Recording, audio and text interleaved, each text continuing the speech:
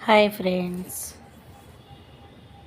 ఈరోజు కడి చేస్తున్నానండి. పెరుగుతోని, అంటే మనం పెరుగు చారు అంటాం కదండి, అలాంటిది అనమాట. కాకపోతే ఇది 5 నిమిషాల్లో అయిపోతుందండి. కడి అంటే ఇక్కడ మహారాష్ట్రలో ఎక్కువ అంటారండి. కడి ఎక్కువ చేస్తారనమాట. దీనికి పుల్లటి పెరుగు అయితే బాగుంటుంది. అందులో కొంచెం శనగపిండి వేసుకోవాలండి. 2 స్పూన్లు వేసాను నేను.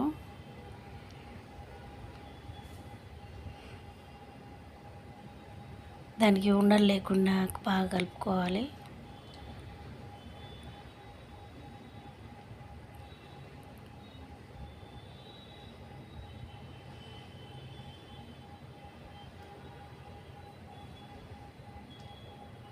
కొన్ని వాటర్ పోసుకొని మరీ కలుపుకోవాలి.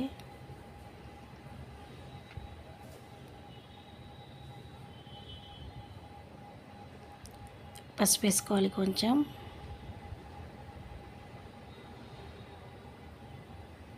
సాల్ట్ వేయట్లేదండి.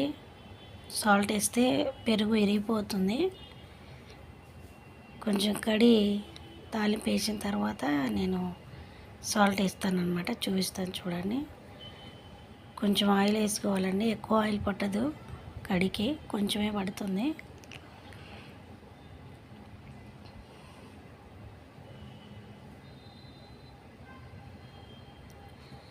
మెంతులు,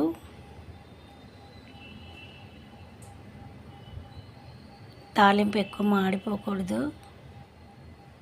సిమ్లో పెట్టుకొని వేయించుకోవాలి. ఆవాలు వేసాను, జీలకర్ర. ఇప్పుడు నవరాత్రులు వస్తున్నాయి కదండి మనకు, దసరా నవరాత్రులు. అప్పుడు మనకు ఉల్లిపాయ ఎల్లుల్లిపాయ తినకుండానే ఉంటాం కదండి. అప్పుడు నవరాత్రులు చేసేటోళ్ళకు ఇది బాగా యూజ్ అవుతుందండి. ఎల్లుల్లిపాయలు మీరు వేయకుండా కూడా వాడుకోవచ్చండి. ఎందుకంటే ఎల్లుల్లిపాయలు వేయకుండా కూడా బాగుంటుంది. పచ్చిమిర్చి, కరివేపాకు, ఆవాలు, జీలకర్ర, మెంతులు అన్నీ వేసుకొని అలా వేపుకోవాలి. ఉల్లిపాయ కూడా వేసుకోవచ్చండి తినే వాళ్ళకు. కొంచెం ఇంగువ వేయాలి, చాలా బాగుంటుందండి. దీంట్లో పకోడీ కూడా వేసుకోవచ్చండి, ఉల్లిపాయ పకోడీ బాగుంటుంది. కరివేపాకు వేసాను చూడండి. తాలింపు మాడలేదు. సిమ్లో పెట్టుకొని కొంచెం వేయించుకోవాలి బాగా. మనం ఇందాక పెరుగు అది కలుపుకొని పెట్టుకున్నాం కదండి, శనగపిండిను అలా వేసి కలుపుకోవాలి. సిమ్లో పెట్టుకోవాలండి. మరి ఎక్కువ హైలో పెడితే పెరుగు అన్నది విరిగిపోతుందండి. సిమ్లో పెట్టుకొని ఒక ఉడుకు వచ్చేదాకా పెట్టుకోవాలండి. ఉడికొచ్చాక కలర్ మారిపోతుందండి. వైట్ కలర్ది మనకి ఎల్లో కలర్ వస్తుందన్నమాట. పసుపు వేసాం కాబట్టి మనం కారం ఏమి వేయట్లేదండి ఇందులో. మీరు కావాలంటే వేసుకోవచ్చు. ఇలా ఎల్లోగా బాగుంటుందని మేము ఇలా చేస్తున్నానండి. పిల్లలు కూడా చాలా బాగా ఇష్టంగా తింటారండి.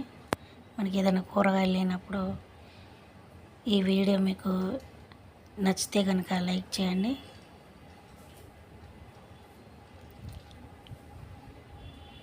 ఏదైనా కూరగాయలు లేనప్పుడు పెరుగు వేసి తీసి మనం చేసుకోవచ్చు. పెరుగుతోని శనగపిండి గట్ట వేసుకొని కొంచెం వేసుకోవాలండి శనగపిండి, మరీ ఎక్కువ వేసుకోకూడదు. ఎక్కువ వేసుకుంటే మనకు పెరుగు చారు అన్నది తిక్కుపడిపోతుందండి. చారని అంటారు మీరు. మేము అక్కడ మహారాష్ట్రలో ఎక్కువ చేస్తారు, కడి అంటారండి దీన్ని.